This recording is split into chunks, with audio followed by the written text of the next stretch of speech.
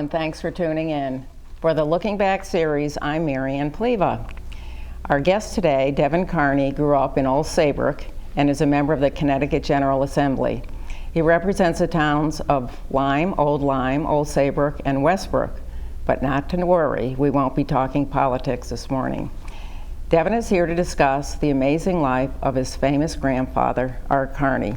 Welcome, I'm so glad to have you here.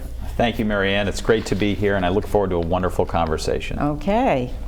Well, we have a lot to talk about. So I have to start with the obvious question. What was it like to have such a famous and talented grandfather? So growing up, my grandfather, I mean, I knew he was famous, but to me, he was just Poppy. He and I would do so many things together around the community. He would pick me up from school every Tuesday and Thursday. It was especially fun, though, because when I was a little bit older in middle school, he bought a black Camaro. And people thought that looked like the Batmobile, so that was really neat. And inside, he was playing Nat King Cole or Count Basie or something like that. So it was a lot of fun, and we would either go do mini golf, bowling, things like that. But when we would go out, people would recognize him, and oftentimes people would ask to take a picture with him, or ask for his autograph, or tell him how much they loved his work on the Honeymooners or in movies. And he was always very thankful and gracious, and always liked to talk to people. But it was really neat having that in my family. Mm-hmm. I was able to see a lot of his work. Particularly things like Harry and Tonto or the Honeymooners, and just to see how much of an impact it had on he had on television, or he had in the movies. So it was really neat having him as part of my life in that sense. He had a lot of great stories to tell. But again, to me though, he was Poppy, and that meant more than anything. What a wonderful opportunity, to be with him. So now they own a very prominent property in Westbrook and beachfront. How long did they have that? So my grandparents both grew up in Mount Vernon, and then they lived in Yonkers, and decided they wanted to buy a summer property. They looked various locations, but eventually settled on Westbrook. The house itself, I think it's over 100 years old at this point, but they moved there in the late 50s. It was not a winterized home. It was just for the summers. My father and my aunt and uncle had spent a lot of time there, and eventually they both moved in there full-time in the late 70s, because they were married, got divorced, and then got remarried. When they got remarried to each other, that's when they moved in there full-time. Okay. I think we did show the picture of you with your grandma and grandpa. I wasn't looking that way. So you said he was born in New York, your grandfather, and do you want to talk about his siblings, or? Sure. He had quite a crew. We have a picture of his crew of siblings somewhere. Sure. So my grandfather comes from an Irish Catholic family. He was one of 6 boys. He was actually the youngest. So in the picture, he is the youngest boy in that picture. And he had a lot of support from his siblings, though. Actually, he was very close to his oldest sibling, who was quite a bit older than him. He actually was the one that got him really into show business.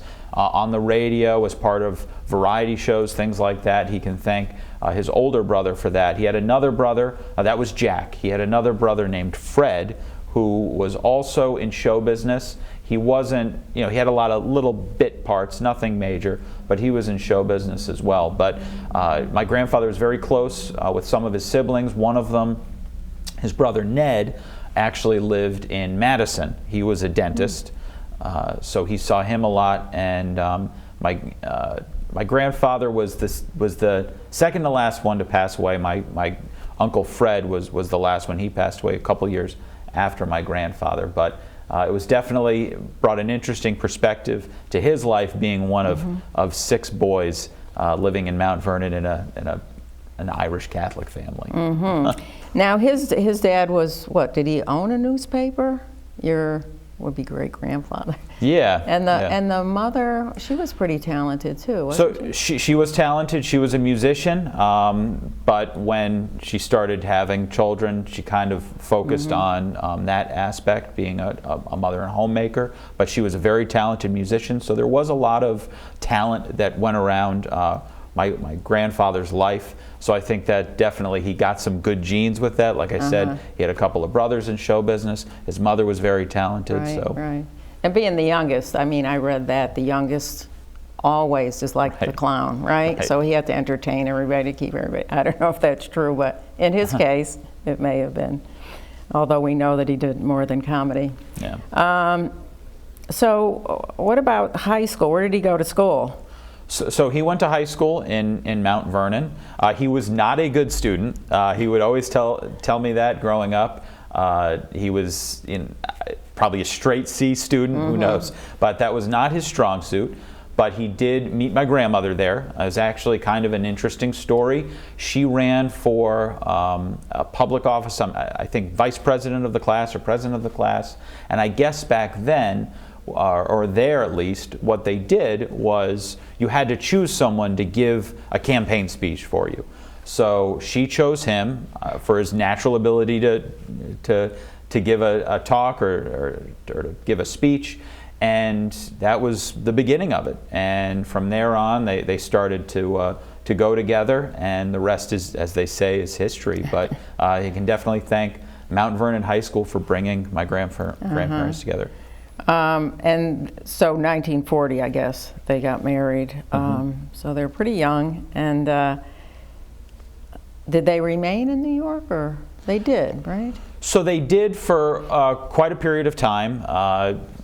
When my father was born, they were living in Yonkers, right near Bronxville. So they were my father and my aunt and uncle were raised in Yonkers, and my grandmother had that house, I think probably until about the early 70s. Like I said, and then she came to this area full time. She did marry somebody else, and he was from Guilford. But they did have a place in New York for I want to say probably 30 years, 25, 30 years. My grandfather sort of bounced around when they were divorced. I think he had a place in New York and also was in California. So they divorced. Your great-grandparents divorced. Grandparents. Oh, your grandparents. Okay. Yeah. All right. So let's talk about, he had a military career too. Yeah. Must have come when he was pretty popular, getting popular in all his acting. So it was at the start of his career. He was doing things like radio. He did a very famous. He could do a great FDR impersonation. He could do a very good Al Smith impersonation, who was a very popular or prominent politician from New York at the time. But when he was young, he did get drafted to go fight in World War II. He was part of the D-Day invasion, and he did not have a very prominent military career. Thankfully, though, he survived. Actually, he got off the boat, stormed the beach, got shot, and went right back on the boat. Thankfully, he was able to survive. But one of the things you notice is he has a limp. So that limp was because of that war injury, that wound.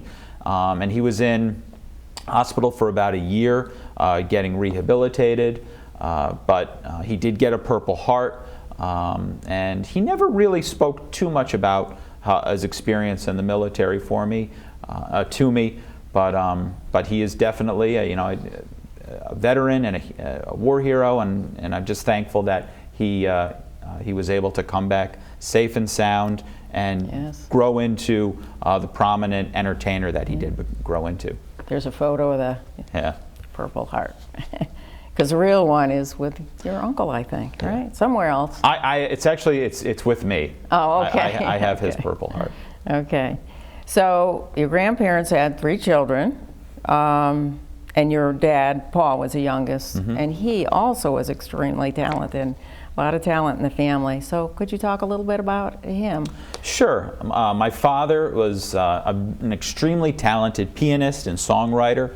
He actually performed all over the shoreline. A lot of people remember him performing at places like the Quarterdeck, which no longer exists. That was underneath the old Baldwin Bridge, I think, or next to the old Baldwin Bridge. So that no longer exists, but he performed a lot of places over on the Westbrook Town Green, and he was just tremendous. I always I think he's similar to Billy Joel in a lot of ways, that type of music.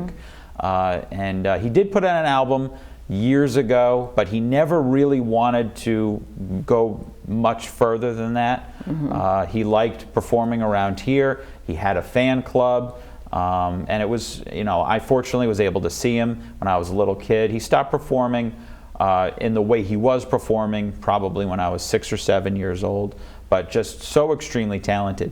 And you can actually find some of his songs on YouTube. We filmed some of him playing over at the house in Westbrook about 10 years ago, and they're still on YouTube, and they're great songs. A lot of them are written about my mother. He wrote one about me called Bow Tie Boy, because when I was a kid, I used to like wearing bow ties. Why? Who knows? But I don't think I've worn a bow tie many times in the last 10 years, but when I was a kid, I loved those clip-on bow ties. For some reason, I had a collection of them, so he wrote a song about that. That's great. Yeah. And that was his full-time thing? His full-time? So he didn't have another job, a day job or whatever? Nope. It was his full-time job. He was out performing all the time, almost every weekend at various places, like I said, across the shoreline. Before I was born, he would go on tour, and I know he toured a lot of colleges and places all throughout the country. And his siblings, the other two, one does some acting too, doesn't he? Yep. So my Uncle Brian does some acting and voiceover work. He got his start, I think, predominantly because he was Art Carney's son, but he's very talented in his own right. He has a very distinct voice. Probably a lot of people have heard him without realizing that it's him. But he does a lot of ads. He did a Geico set of ads where he played a boss at an office building. I think there's one where he has a lucky dollar, and the gecko takes that lucky dollar and puts it in the vending machine. So, and then there's another one where there's a trust exercise where he goes to fall back on the gecko. They're really great ads. So he's very good, and again, just it's great having so many entertainers in the family. Yeah, that's right. You must have good get-togethers, right. Huh? Keep them laughing. What about, there's a cousin or something? Do you have a cousin? So it's actually my second cousin. My second cousin is Reeve Carney. Reeve is an actor and a musician, and he was most recently on Broadway in Hadestown. Which is phenomenal. I would tell everyone to go see it. Unfortunately, you can't go see Broadway right now, but it is when you can. Hadestown is tremendous, and he is in that. And he was in Spider-Man: Turn Off the Dark, which was the Spider-Man show on Broadway. He played Spider-Man in that. He's been on Penny Dreadful. He played Dorian Gray on Penny Dreadful, which is a show on Showtime, and he's been in some various movies and other TV shows, but he's really talented himself. And his brother Zane was also an actor. He was on the television show Dave's World, which was on, I think, about 25 years ago. He played one of, it was based on Dave Barry. He played one of Dave Barry, who was played by Harry Anderson's children. So they live out in California, between California and New York, but they've been very successful as well. So they don't come to the family reunions? No. We haven't had one in quite a long time. And then you do a little acting too, right? Can you talk about that? A little bit. Nothing on the level of my grandfather, my cousins, or my uncle. But when I was in high school, I did some acting. I think my interest in it definitely came from my grandfather, and I was in Guys and Dolls. I played Sky Masterson and Sound of Music. I played Captain Von Trapp in high school, and then I did a little bit in college, and then I didn't really do much of anything until at the Cape they started a community theater group called the Saybrook Stage Company, and I went and I did 12 Angry Men. I played juror number 10, and then he did another show called The Farnsworth Invention. And then last year, I got my first starring role at the Cape with the Saybrook Stage Company in a show called Romantic Comedy. So it's definitely been a lot of fun getting back into theater a little bit. Acting and film and things like that are a passion of mine. So it's been a lot of fun being able to do that. Oh, great. That's pretty exciting. I read that Arthur William Matthew Carney, I had to say that, right? Who has that many names? Began his career as a radio comic singer. And so was that when you said his brother kind of got him started, or was it somebody else? No, his brother kind of opened the door for him. He was involved in the entertainment industry, and yeah, so my grandfather did some things on radio. He did some variety shows with Horace Height. That was out of New York. And like I said, he was known a little bit for some of his impressions. He did Franklin Delano Roosevelt. I think you can find those clips on YouTube, actually, of him pretending to be Franklin Delano Roosevelt and Al Smith from New York. So he was very good at that. And he himself, he could play the piano. He could dance. He was an all-around very talented guy, which helped in that day and age because you had things like variety shows where there were performers who could do a whole host of things. Yeah, that's we always just think of him as Norton. Right. That was probably what he was best known for, but forget that he did so many other things. Yeah. He did it all, I guess. Yeah. But we're going to take a little break. And we're going to show a little public service announcement, which has to do with, of all things, Access Television. With newspapers and media outlets merging all over the country, communities are losing their local voice. There's so much going on in the community that I think doesn't really, there's a lot of folks who are unaware of it. And I think things like this can bring it out into the community and in that way kind of bring the community together. Information and to our residents is the key to good governance. And with the national media and local media not often covering us, this is an excellent opportunity for us constantly to communicate with our constituents and also to have them communicate with us. The best outcomes will be achieved through a community-based organization that grows its operation and scale by means of locally produced programming. All of our content is volunteer produced, so we do shows from talk shows to music shows, working with high schools. VSC TV is committed to ensuring that the investment made to secure these powerful tools will pay great dividends in the community for many, many years. Oh, we're back. So I'm here with Devin Carney, and we're talking about his very well-known grandfather, Art Carney. And as I said, during our little break, he's probably best known as Norton, the guy who worked in the sewer on the Jackie Gleason show, the sidekick there. And it was such a great fit for him. And I know Jackie Gleason said 90% of the success was because of Art Carney. But how did he ever do you know how he got involved with that show? So, like I said, he had done some variety shows. He was on the Maury Amsterdam show. So remember Maury Amsterdam from the Dick Van Dyke Show. So Jackie Gleason just saw something in him from that and wanted him to come and be a part of the Jackie Gleason Show, which was itself a variety show.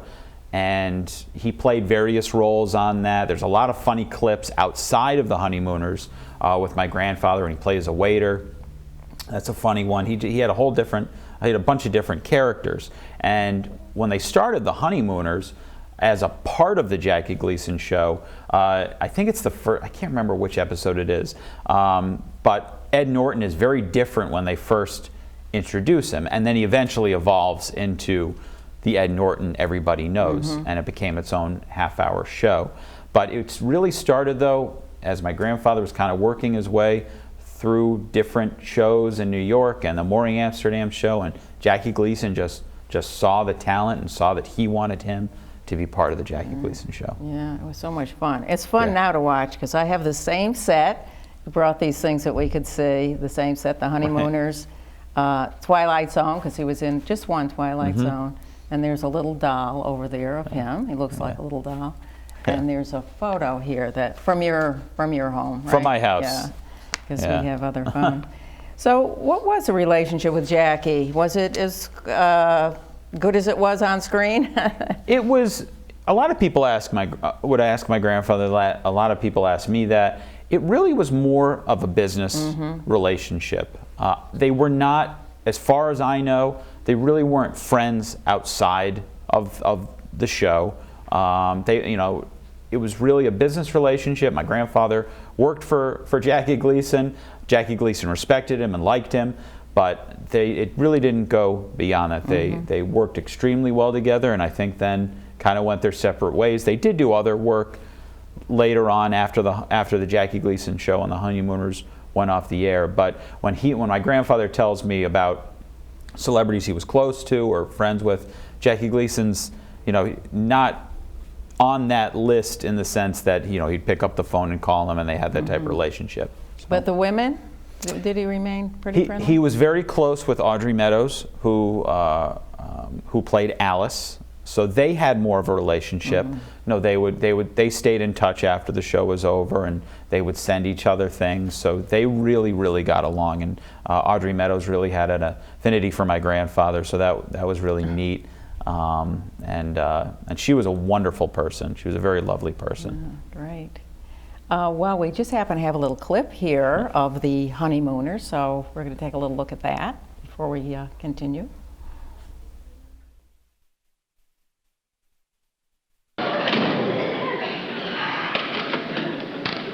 Hey, what's the idea of hanging up on me on the phone? I just called to tell you how happy I was that you finally come to your senses and got a telephone. Is that so? Well, that phone's going out in the morning.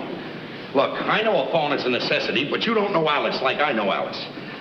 She and her mother get together on that phone, that's the end of everything.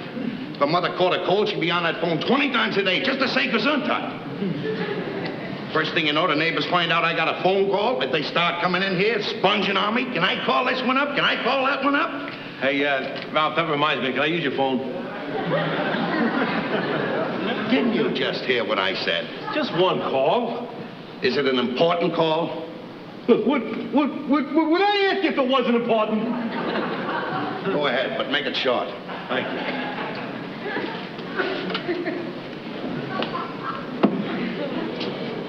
Will you make the call?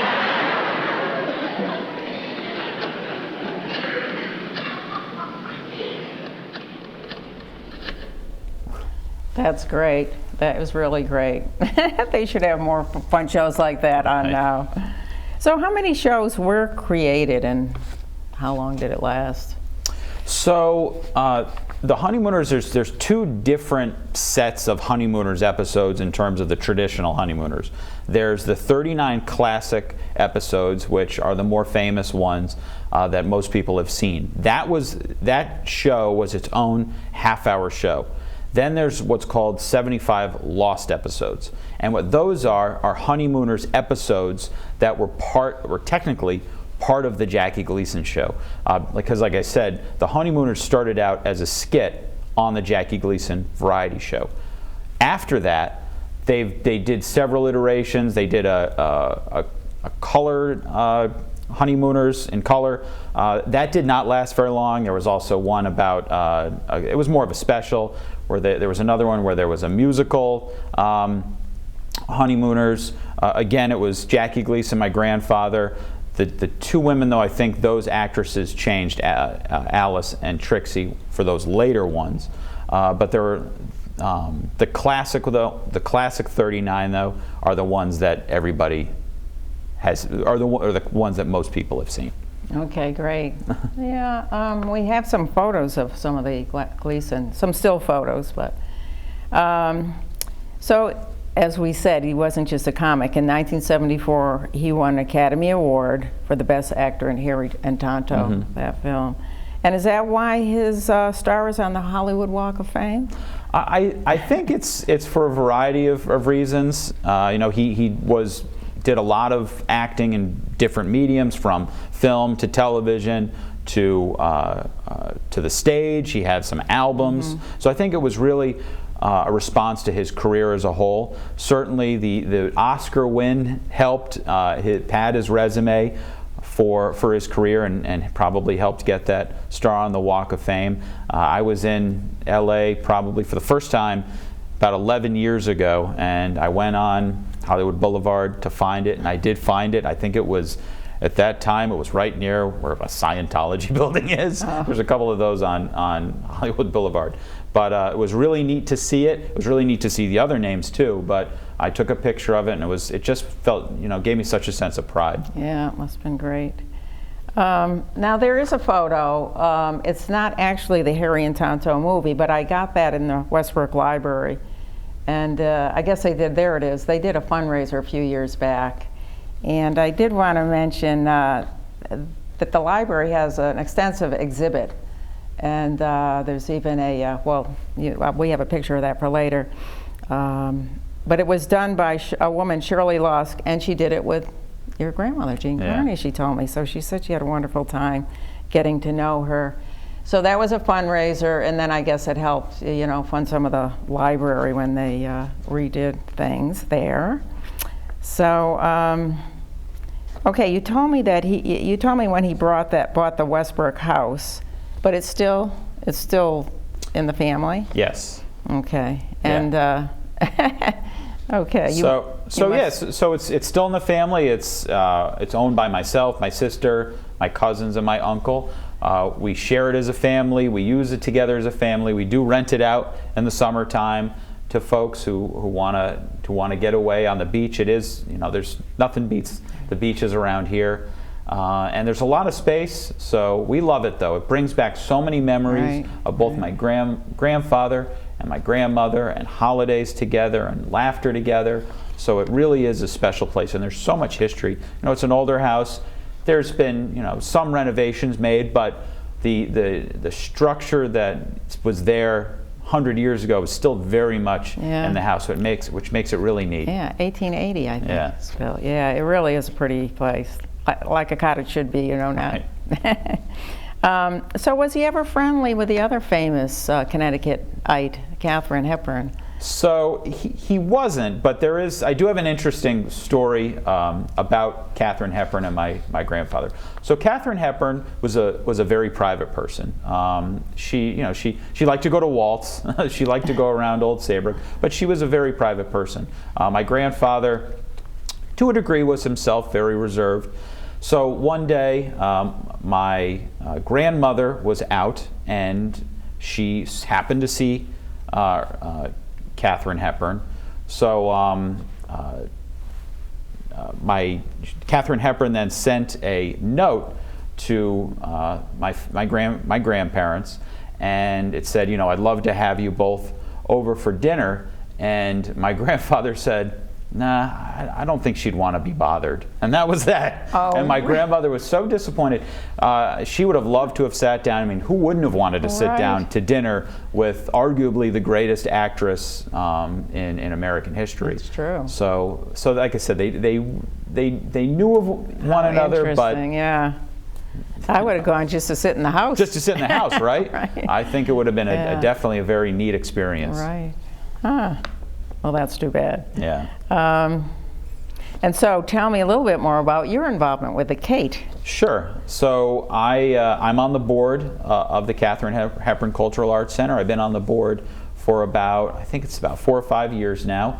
I love it. I think it's so great for this area. It's so wonderful for Old Saybrook that we have this gem of a place on the shoreline that has music, that has stage, that has live opera, or simulcast live opera from the Met, and it just brings so much happiness to so many people. And it's great that it's honoring someone who was so important to the history of Old Saybrook and so important to film in general. You can't talk about American film history without talking about Katherine Hepburn. But I got my start really participating with the Kate when they had their first Oscar fundraiser. So they show the Oscars on a big screen at the Kate, and they have food and raffle and prizes and things like that. So the first year they advertised it, and they said one of Kate's Emmys will be on display. Because one of the interesting things about Katherine Hepburn is while she did win 4 Oscars, she never accepted any of them. She never was at any award ceremony where she actually won and actually got the Oscars. So I believe the Smithsonian has her Oscars. I could be wrong though.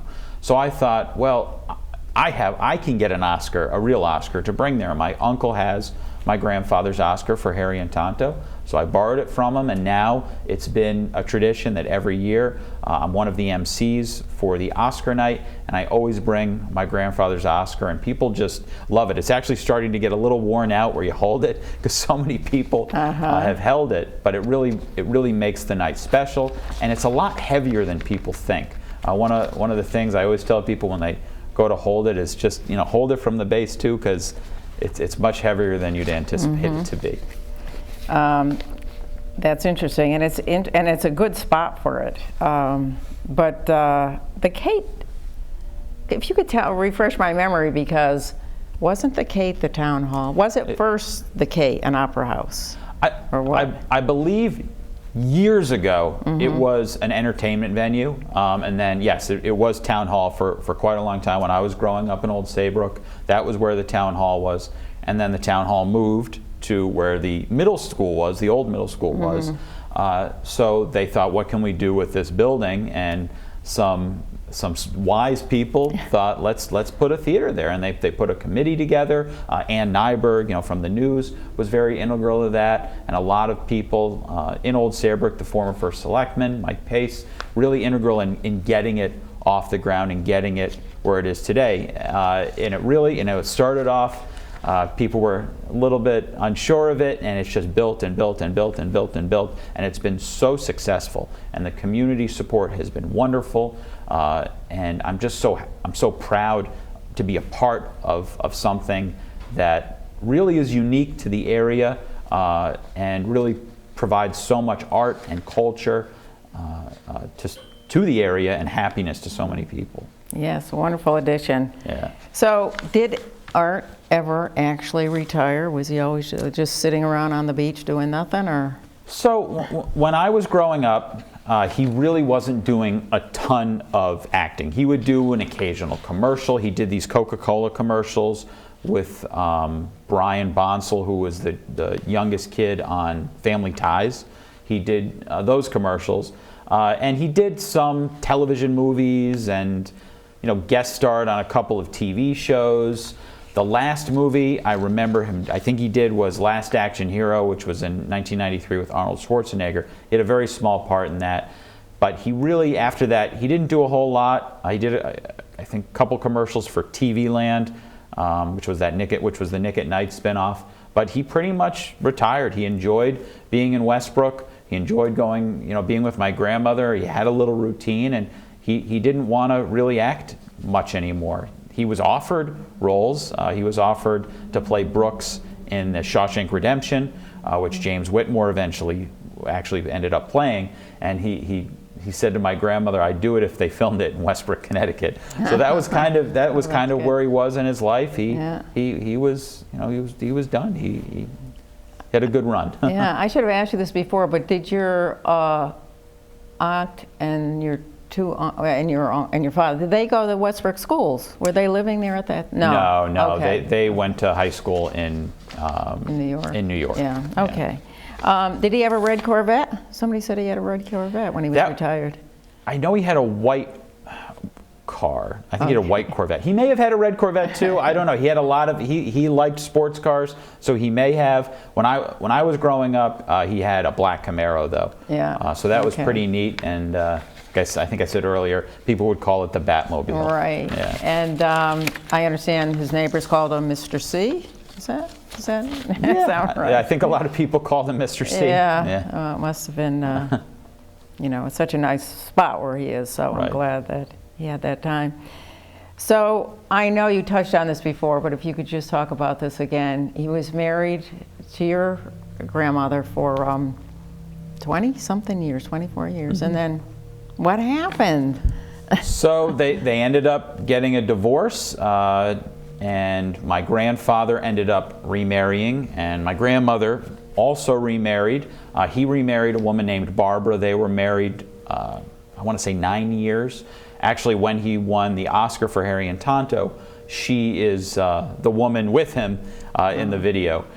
And then my grandmother, they both got divorced. My grandmother got divorced from her second husband, who was named Babe, before my grandfather got divorced. But she said, the way she tells it is, one day he showed up at the house and he said, you know, I'm back. And she said, "What took you so long?"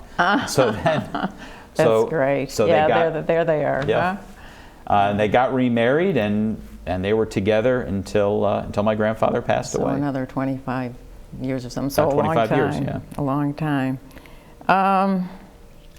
Was he living in Chester at the time that he passed away? He was. When he passed away, he was at Aaron Manor, so the convalescent home in Chester. He had been there, I want to say, a year and a half.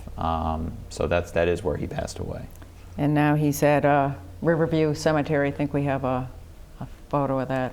It's, Riverside. Riverside, across from the middle school. So Yeah. he is buried there with my grandmother. I have a friend who has a plot very close to him, and she's so excited. I mean, she thinks they're going to be pals, I guess. I'll say one kind of funny story is one of his favorite cookie are Malamars. So I try every year to get some Malamars and put them on his gravestone. Oh, so really? I think I think he probably would appreciate it.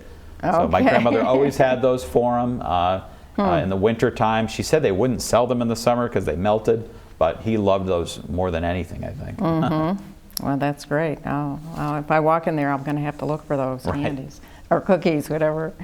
So we're getting close to the end of this program. So I'm wondering, do you have any other? You've had some wonderful stories to share, but is there anything else that we didn't talk about? I just think it's wonderful that people still watch the things he was in, whether it's the Honeymooners or whether it's Harry and Tonto or The Late Show or Going in Style with George Burns, or even things like the Star Wars holiday special, which is one of the worst things you could ever watch. But the fact that he was part of the Star Wars universe is kind of neat. And I love people trying to keep his memory alive and really looking back on what entertainment was like, particularly when the Honeymooners was on. I think we could use a lot more of that these days on TV. It just was a great show about two couples, a lot of laughter, not too much controversy, and just made you feel good. And that's what he liked most, I think. He liked making people laugh. Yeah. He liked brightening people's day. So I just love that his memory is still alive. I try to talk to people, and a lot of younger people don't know the Honeymooners. They don't know of him. I always tell them, well, you ever see the Flintstones? Even that might be getting a little old, but he was a bassist for Barney Rubble or Yogi Bear. Basis for that, or characters like Kramer on Seinfeld. I think he borrowed a lot from the character of Ed Norton. So really just trying to keep his memory alive, and people in this area have been so great about that. They have always been so wonderful to my family, and really were so wonderful to my grandfather. So I want to thank the people of Westbrook, Old Saybrook, and the area for making his time here as special as it was. Just to add to that, and you said a lot about that, but when I watched the Honeymooners, it's like all the problems they had, we still have the same problems today. I mean, it's like how many years ago, and we're still dealing with it. But and it always ends on a happy note. Yeah, It really does. true. It always ends on a happy note. Yeah, it's a good show. So I just want to mention, thanks to the Westbrook Library, I think I was the first one to get in there when they reopened after the virus situation, and they were very kind and offered me whatever I needed. I think there it is, our Carney, and his media room, I think it says, and there's another, okay. That was also from there. So this brings us to the end of our show. Yeah. And I hope you all have enjoyed it. And I just want to mention that all shows are cable casts each Monday at 7 on Channel 19. And the schedule appears in the Valley Courier, or that Shoreline paper, that weekly. And you can see any shows on demand by going into Valley Shore TV's website, www.valleyshore.tv. vsctv.com, and following the prompts. So I want to thank our technical crew today, especially Ellen Farr, who came and did camera at the last minute, and Krista and Chris and Mr. Lewis. And a special thanks to Devin Carney, who I've enjoyed so much getting together with you before we did the show and today. And it's really been fun. Thank you for all your wonderful comments about your famous granddaddy. And thank the Westbrook Library. And I guess that is it for today. Oh, and thanks for watching.